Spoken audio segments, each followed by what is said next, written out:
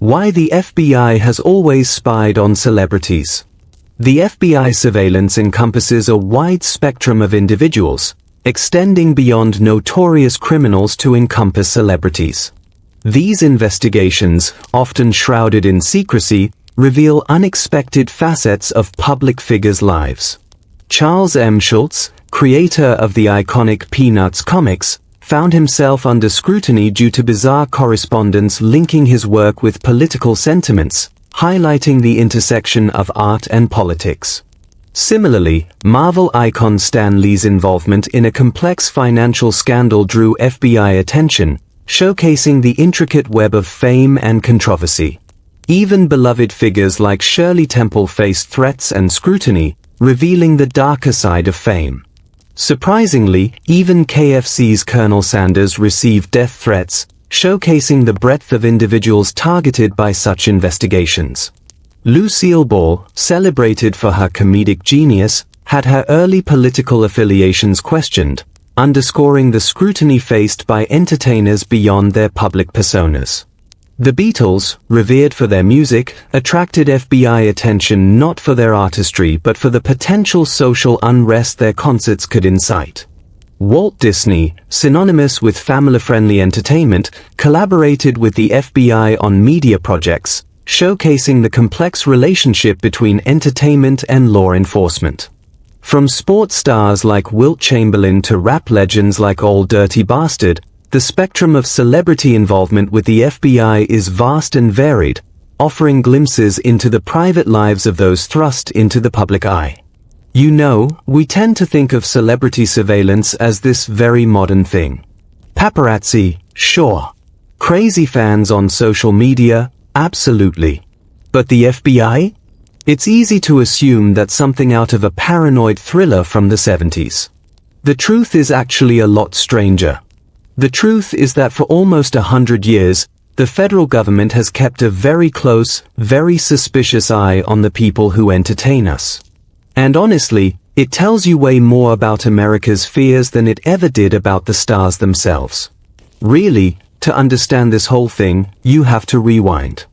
It's almost impossible to talk about this topic without starting with one name, J. Edgar Hoover. The man ran the FBI for 48 years. 48 years. That's nearly half a century of him shaping the bureau in his own image. And Hoover? He was obsessed with Hollywood. Not just because he loved the spotlight himself, which he absolutely did, but because he understood something very clearly. He knew that movies, music, and later television, that was the pipeline straight into the American mind. He saw the entertainment industry as a battlefield. A place where ideas, and especially dangerous ideas, could be planted. So, what was a dangerous idea to Hoover? A lot of it boiled down to one word, communism. You have to remember, this is the Cold War era. And in the 1940s, Hoover ordered his Los Angeles office to start digging into communist activities in the motion picture industry. And when I say digging, I don't mean just reading Variety magazine. They built files. They had informants, and here's a name that might surprise you, Ronald Reagan, back when he was president of the Screen Actors Guild, was feeding them information. The list of people they watched reads like a TCM lineup: Lucille Ball, Humphrey Bogart, Charlie Chaplin, James Stewart. Seriously, the guy from It's a Wonderful Life had an FBI file. Because being a fellow traveler or a left-winger could mean having your name end up in a folder labeled Security Matter, C. But dangerous didn't just mean political. It meant moral, too. The FBI got complaints about comedy sketches. Bud Abbott, of Abbott and Costello fame, had an FBI file because an informant claimed he was a collector of pornography with 1,500 reels of obscene films. Can you imagine the agents sitting in a room, cataloging that?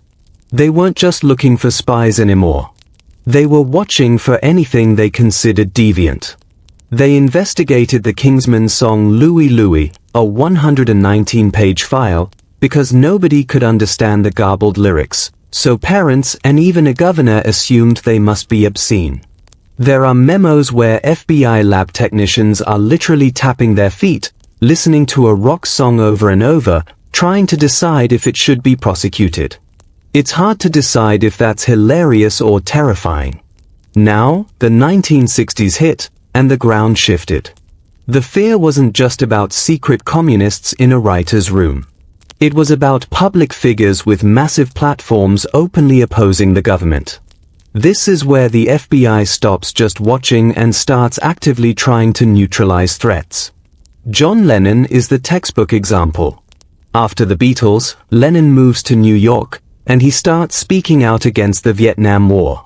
The Nixon administration saw this guy, this former Beatle with millions of adoring fans, and panicked. They thought he could mobilize the youth vote to take down the president. So they started a file. They fought to deport him.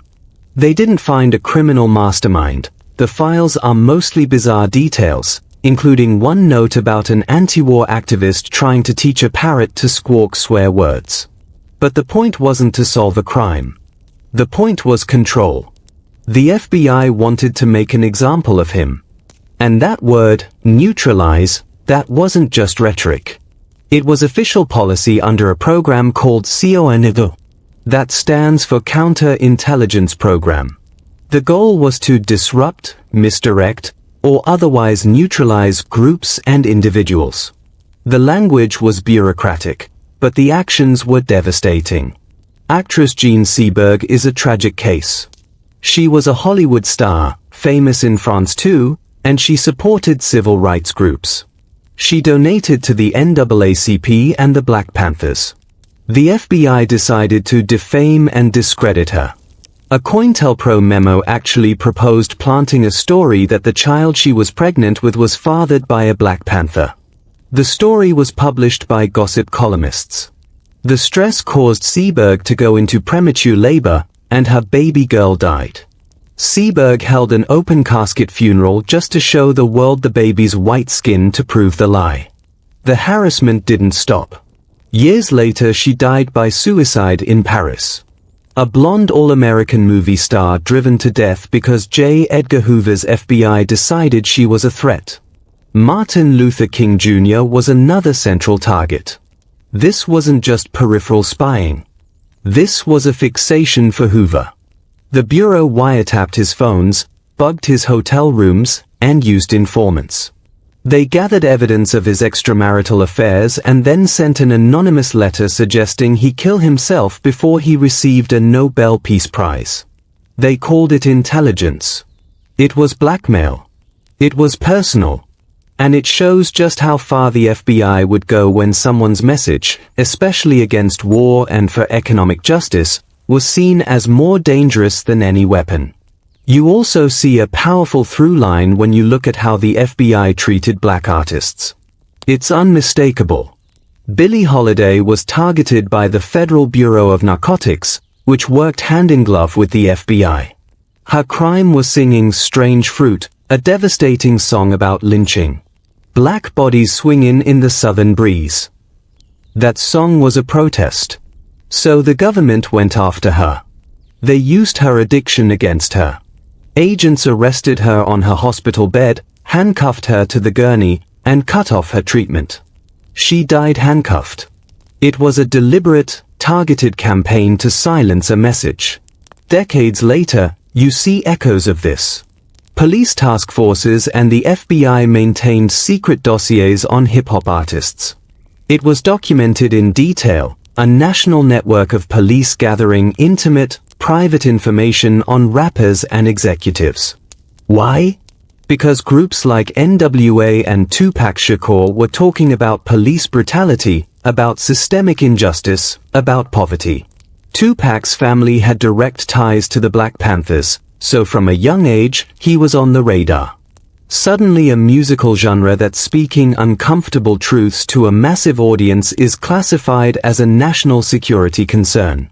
There were always official reasons, of course. Hoover cultivated relationships with studio heads to make sure movies portrayed the FBI in a good light, and he also gathered dirt to make sure nobody crossed him. The files were a currency. He had information on Frank Sinatra's rumored mob ties and his son's kidnapping. That was technically a legitimate security concern.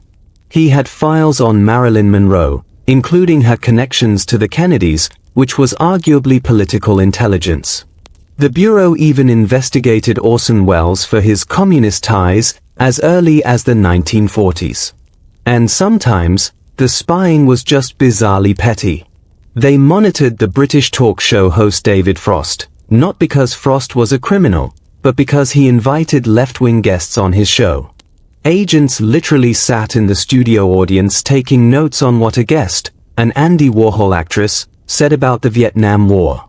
They concluded the daily monitoring was unproductive, yet they kept doing it for certain guests. It's the FBI admitting their spying was a waste of time but refusing to stop anyway. The real story here isn't about a few bad actors. It's about a systematic pattern that spans decades. The names change. The threats change. Communists. Radicals. Drug-addicted musicians. Anti-war activists. Gangster rappers. But the underlying instinct is the same. The FBI isn't just a police force, it's a political police force when it feels it needs to be. And celebrities? They are both a soft target and a perfect scapegoat. They are high-profile enough that destroying their reputation serves as a warning to everyone else. If they can do this to John Lennon or Martin Luther King, what chance do you have? Looking at today, we won't know who the FBI is spying on right now until files are declassified in 30 years. But if history is any guide, someone, somewhere, is probably opening a file because an artist's lyrics are being labeled seditious, or an actor's humanitarian work is being flagged as subversive. It's a cycle. And it's always justified under the banner of national security. But looking back at these hundreds of files, the ones on the comedians, the folk singers, the actors, the rappers, you can't help but feel that the only real threat they ever posed was holding a mirror up to the nation itself. And that mirror was something the FBI couldn't control. So, they just smashed it. This is the framework. To reach the scope you're looking for, you'd continue layering in more of these personal stories, more direct quotes from the released memos, and more connections between the past and the present. This is just how the first chapter feels. A deep, unsettling look behind the curtain that shows how the most powerful office in law enforcement kept a very close watch on the Dream Factory. Now was about the broad strokes. The philosophy of control has to be about the architecture of it. The actual machinery. Because one of the most unsettling things you realize when you read through these declassified files isn't just that they spied on celebrities. It's how they did it. The sheer, grinding, bureaucratic machinery of it all. We're not just talking about a couple of rogue agents with a grudge. We're talking about a system. A system with forms, with codes, with classifications that turned people's lives into administrative data. Let me give you an example that sounds absurd but is completely true. The FBI had a classification system for its files. A security matter, C designation meant communist.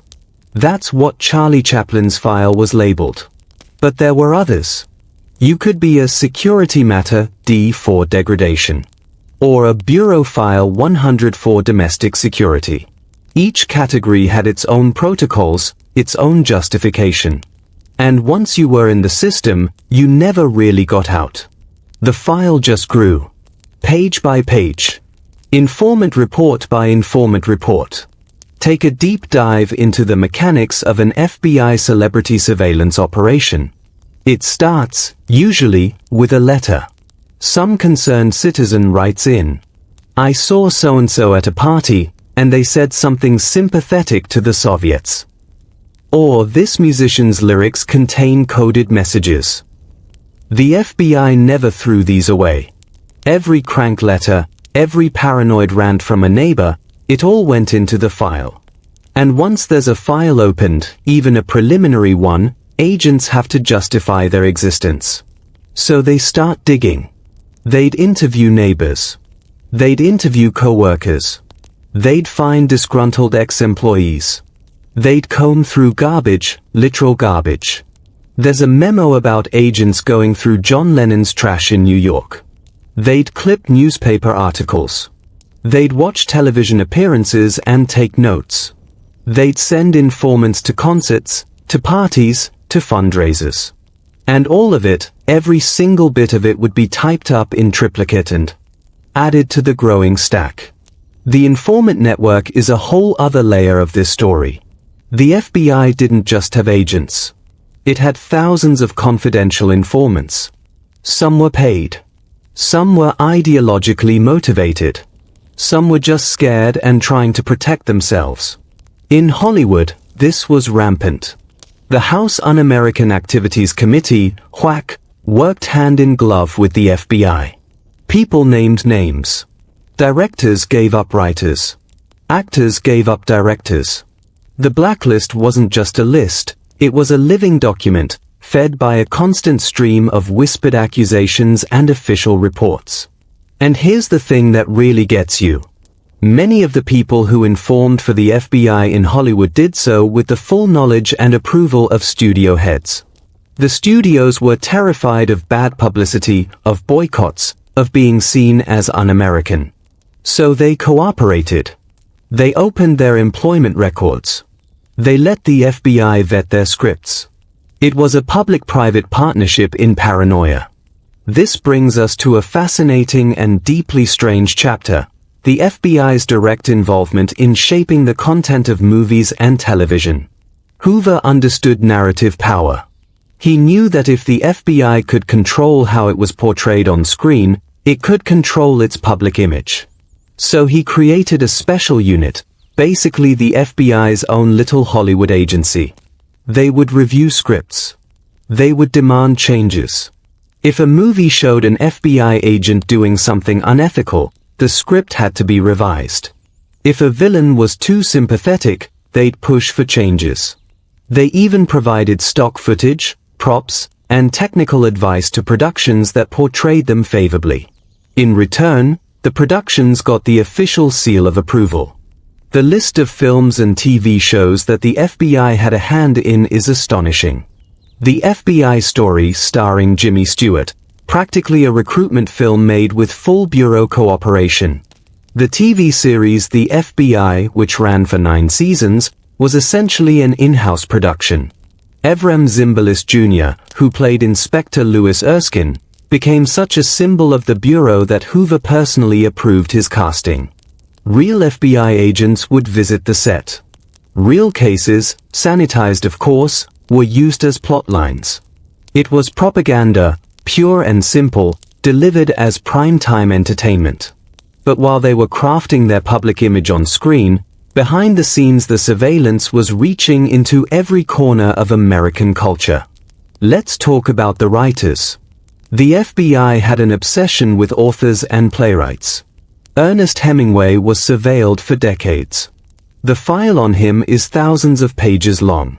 They tracked his movements in Cuba, monitored his mental health, even had informants in his medical facilities toward the end of his life. Why? Because he had fought in the Spanish Civil War against fascism, and that made him a suspected communist. Tennessee Williams had a file. Truman Capote had a file. James Baldwin, the brilliant essayist and novelist, was under heavy surveillance. His crime? Being black, openly gay, and speaking eloquently about racial injustice in America. The FBI saw his influence in literary and intellectual circles as a direct threat. They tracked his travels, monitored his relationships, and built a profile designed to discredit him if necessary. Artists of all kinds were caught in this net. Pablo Picasso, arguably the most famous artist in the world, had a thick FBI file. He never even lived in the United States. But he was a member of the French Communist Party, and he painted Guernica, and he spoke out for peace. That was enough. The file is filled with clippings, translations of his statements, and memos about his potential influence on American artists. The idea that a painting could be a security threat seems laughable now, but to the Cold War mindset, every cultural product was a potential weapon. Musicians continued to be a particular target. I mentioned Billie Holiday and Strange Fruit. But the surveillance of jazz musicians was widespread. Jazz was seen as dangerous music. It was improvisational, it came from black culture, and it attracted integrated audiences. Clubs were monitored. Musicians who traveled internationally were scrutinized. Duke Ellington had a file. Louis Armstrong had a file. Even though he performed as a cultural ambassador for the State Department, the FBI was still watching him. It was a duality that ran through everything. Use the cultural figure for propaganda abroad while investigating them at home. Folk music became the next front. The Weavers, Pete Seeger, Woody Guthrie, these were people who sang about unions, about poverty, about peace. Seeger was called before whack. He refused to name names, refused to plead the fifth, simply said his private beliefs were nobody's business. He was convicted of contempt of Congress. The FBI tracked him for decades. They put him under blacklist. They pressured venues to cancel his concerts. There's a memo about a proposed concert at a high school where an agent contacted the school board to have it shut down. This wasn't intelligence gathering, it was active suppression. The pattern is so consistent it becomes a kind of dark rhythm. A cultural figure rises to prominence. They use their platform to speak about something that challenges the status quo, racism, war, inequality. The FBI opens a file. Informants are deployed. Discrediting information is sought. The goal shifts from monitoring to neutralizing. It happened with the civil rights singers. It happened with the anti-war actors. It happened with the Black Power athletes. That's right, athletes. Muhammad Ali is one of the most heavily surveilled sports figures in history. When he refused the draft, when he spoke out against the Vietnam War and embraced his identity as a black Muslim, he became a top priority target. The FBI, alongside the CIA and the NSA, yes, the National Security Agency was illegally monitoring Americans even back then, tracked his every move. They tapped his phones. They infiltrated the Nation of Islam. They were desperate to find a way to discredit him, to portray him as a fraud or a threat to national security. The audacity of a young, handsome, world heavyweight champion saying "I ain't got no quarrel with them Viet Cong" sent shockwaves through the establishment. And the FBI's response was to try to break him. Athletes in general represented a unique threat because they had a platform that crossed racial and class lines. When Tommy Smith and John Carlos raised their fists in the Black Power salute at the 1968 Olympics, the FBI took notice. They were already watching. The Olympic Project for Human Rights, which organized the protest, was infiltrated. The aftermath of that moment, the destruction of those athletes' careers, wasn't just the work of the Olympic Committee. The FBI was feeding information, creating a climate of fear and reprisal. This is a point that deserves a lot of attention, the FBI's relationship with other institutions. The Bureau rarely acted alone. They fed information to the press. There are countless examples of FBI memos where agents casually note that they made information available to a friendly reporter or columnist. Gossip columnists like Walter Winchell had a direct line to Hoover. Winchell would receive tips from FBI files and publish them as blind items or outright accusations. It was a laundering operation for dirt. The FBI couldn't publicly destroy someone without revealing their hand, but they could slip the information to a columnist and watch the destruction happen from a safe distance. They did the same with universities. Professors who were celebrities in their fields, public intellectuals like Noam Chomsky later on, were monitored. But more insidiously, the FBI worked with university administrators to vet speakers, to block hiring, to identify subversive students. The academic blacklist was real and it destroyed careers. They worked with the IRS. This is a darkly powerful tool. The FBI could tip off the tax authorities to audit a troublesome celebrity. Even if nothing was found, the audit itself was a weapon. It consumed time, money, and mental energy. It created legal jeopardy. It could be leaked to the press to imply wrongdoing. It was a silent, perfectly legal form of harassment. They worked with local police. The secret dossiers on hip-hop artists I mentioned earlier were often a collaborative effort. Police departments across the country had rap intelligence units that compiled lyrics, social media posts, and surveillance footage into files that were shared with federal agencies. The justification was always gang activity, but the files included legitimate artists, producers, and label executives whose only crime was being adjacent to or speaking about street life.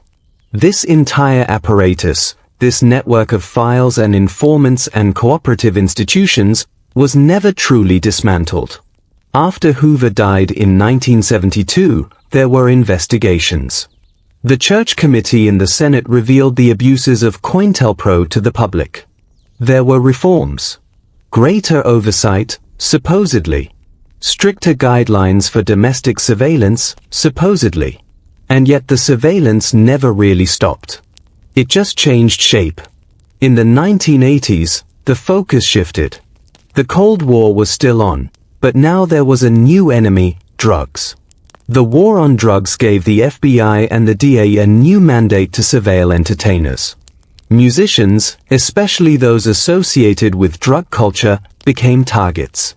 And the lines between legitimate investigation and cultural suppression blurred again. When NWA released Fuck THA Police, they received a letter from the FBI's Assistant Director of the Office of Public Affairs expressing the Bureau's displeasure. Not an investigation notice. A letter saying, essentially, we don't like your song. It was a throwback to Hoover's personal feuds with critics. The more things change, the more they stay the same. By the 1990s and 2000s, the surveillance state was growing in technological capability. The advent of the Internet, the explosion of telecommunications, gave the FBI tools Hoover could only have dreamed of. But here's the strange thing, even with all this new technology, the underlying psychology remained the same. The cultural figure with a dissenting voice remained a target. The Dixie Chicks, as they were known then, spoke out against the Iraq War in 2003. The backlash was immediate and intense. Their music was pulled from radio stations. They received death threats. And while the specific FBI files from that era are not yet declassified, the pattern suggests that somewhere their names were being added to lists, their statements being analyzed, their audience being measured. And this brings us to an uncomfortable truth. The FBI's surveillance of celebrities has never really been about law enforcement in the traditional sense. It has always been about influence management. Celebrities have influence. That's the whole point of celebrity. And when that influence is directed against the policies of the government, or against the foundational myths of the nation, the FBI has historically treated it as a security threat. Not because anyone's life was in danger, but because the power of the state is always, to some degree, dependent on the consent of the governed. And people who shape public opinion have the power to withdraw that consent. Think about what that means for a democracy. The First Amendment is supposed to protect speech. But when the government surveils, documents, and covertly disrupts the lives of people for their speech, it creates a chilling effect that no law needs to explicitly state. The knowledge that you could be watched, that your career could be destroyed, that your private life could be weaponized against you, is a powerful deterrent. It polices the boundaries of acceptable discourse without ever having to write those boundaries down. The files themselves are a testament to this. Each one is a record of fear. Not just the fear of the subject, but the fear of the Bureau. Fear of ideas. Fear of change. Fear of a song, a poem, a painting, a speech. The amount of resources devoted to tracking a folk singer or a beat poet is, in retrospect, a profound admission of weakness. A truly confident government doesn't need to monitor every artist who criticizes it. But the FBI, shaped by Hoover's insecurities and the Cold War's paranoia, was never a confident institution. It was an anxious one. And its anxiety was poured into file folders and stamped with classification numbers. So when you read about a new declassification, when you see a headline about an FBI file on some long-dead celebrity, you're not just reading about that person. You're reading a chapter in a much longer story. A story about how the most powerful nation on earth has been for decades afraid of its own singers. Afraid of its own storytellers. And how that fear has justified an apparatus of surveillance that touches every corner of American cultural life. The machinery, the methods, the institutional relationships, would take us into the modern era, the digital surveillance age, and the ways in which the old patterns are replicating themselves in new technologies. But for now, just sit with this image. A filing cabinet somewhere in Washington, filled with papers documenting the jokes a comedian told in a nightclub in 1955. And remember that someone was paid a salary to type that up. And someone else filed it away. And it's still there. So we've covered the origins. We've covered the machinery. Now we have to talk about where all of this leaves us. Because history isn't just a record of what happened. It's a template for what's happening right now and what will happen next. This story isn't really an ending. It's a refraction. The old patterns, shattered and scattered, reforming themselves in the light of the 21st century.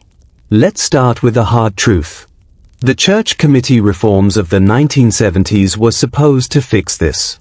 After the revelations of CONLPO, after the exposure of the FBI's war on dissent, Congress imposed new rules. The FBI needed probable cause to open an investigation. Domestic surveillance had to follow strict guidelines. There was oversight. There were checks and balances.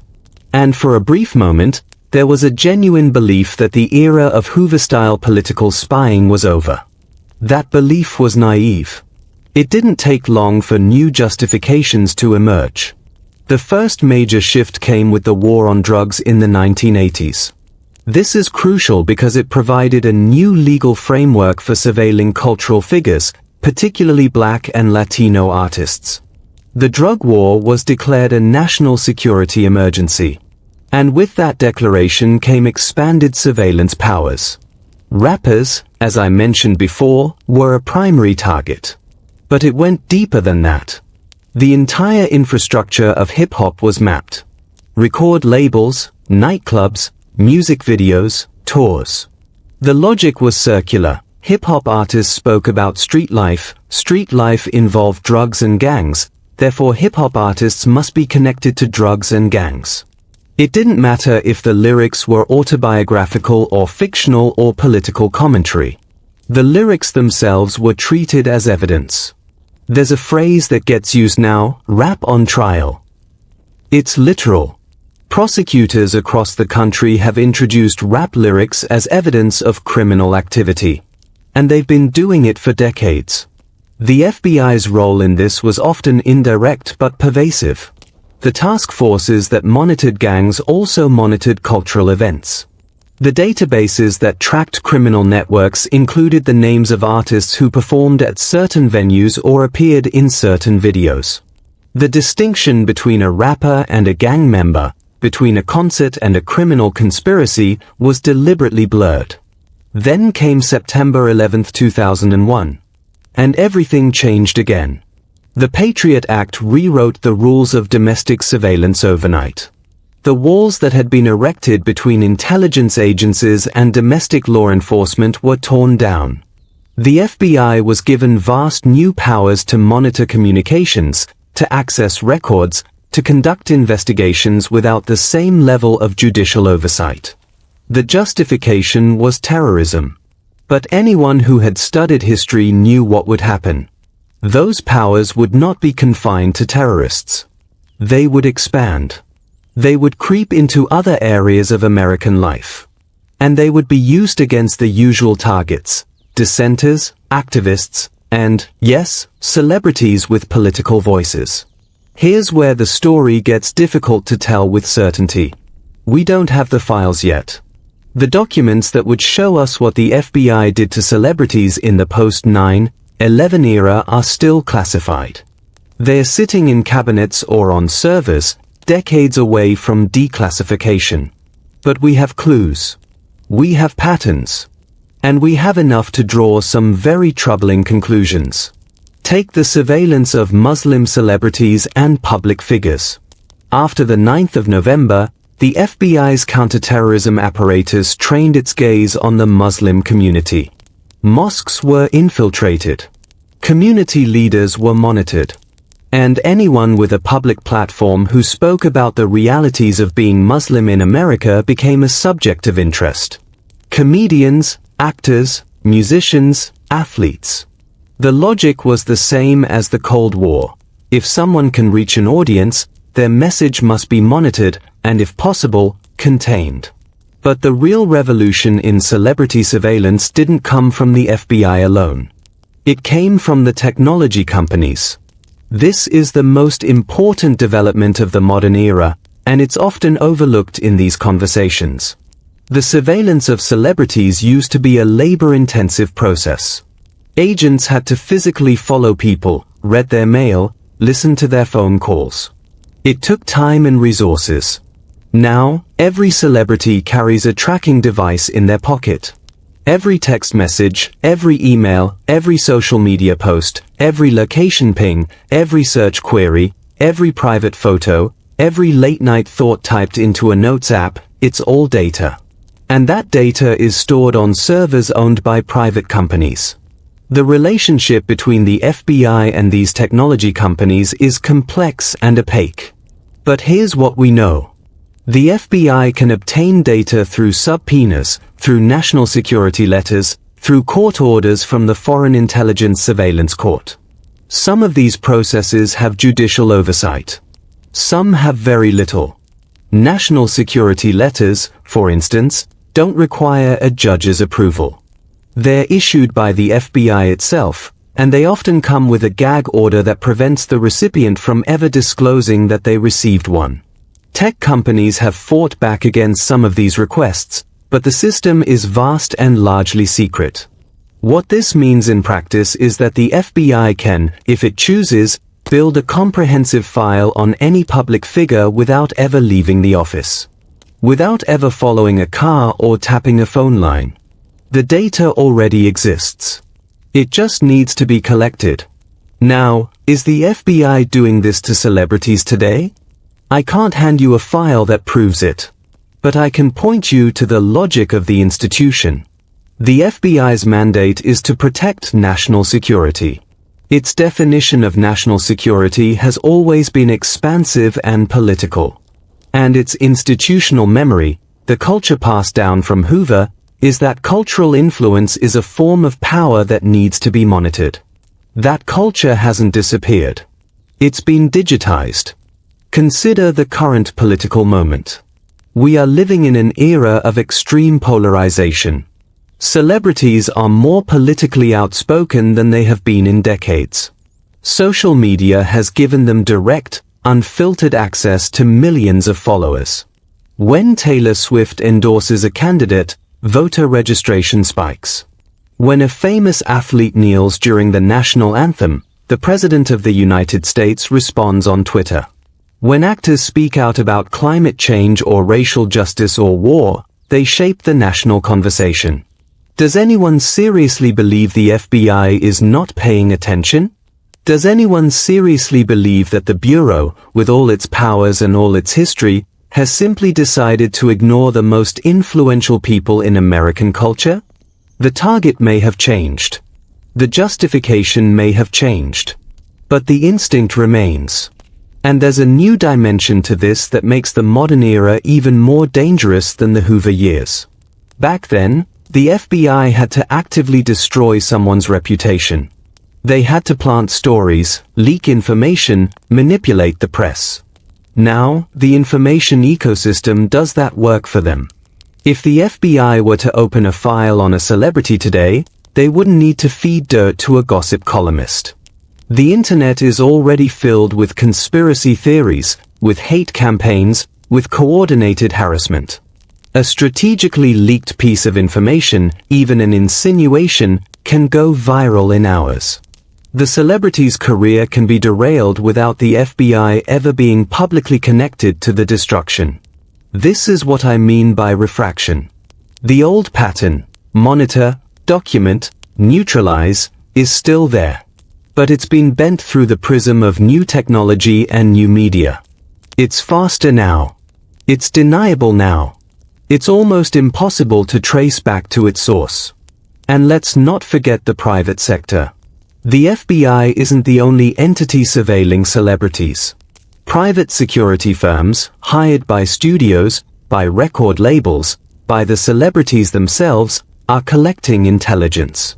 Stalkers are using sophisticated technology. Tabloids are hacking phones, as we learned from the British scandals. The celebrity is surrounded by a cloud of surveillance from all directions. The FBI is just one node in a larger network of watching. But the FBI is different. The FBI has the power of the state behind it. The FBI can arrest, can prosecute, can destroy a life with the full weight of the federal government. And that power, combined with a century of institutional habit, means that the surveillance of celebrities is not a relic of the past. It is a living, breathing practice. It adapts. It evolves. But it does not end. There's a philosophical question at the bottom of all this. Why are we, as a society, so obsessed with watching the people who entertain us? And why is the government so determined to watch them watching us? Part of the answer lies in the nature of celebrity itself. A celebrity is a mirror. They reflect our desires, our aspirations, our anxieties. When the FBI watches a celebrity, it's watching us. It's trying to understand the currents of public sentiment. It's trying to identify threats before they materialize. A song that moves 1 million people is a political force. A movie that changes how people think about a war is a national security issue. A tweet that starts a movement is an event that needs to be analyzed and, if necessary, countered. This is the logic of the surveillance state. It doesn't see art as art. It sees art as data. It sees audiences as populations to be managed. It sees influence as a threat to be controlled. The most chilling part of all this is the silence. When the FBI opens a file on a citizen, that citizen almost never knows. The file grows in the dark. The information accumulates. The assessments are made. And then, one day, decades later, a historian files a FOIA request, and a heavily redacted stack of papers arrives in the mail. And we learn that for 30 years, the government was watching a folk singer. Or a poet. Or a comedian. And the folk singer, the poet, the comedian, they never knew.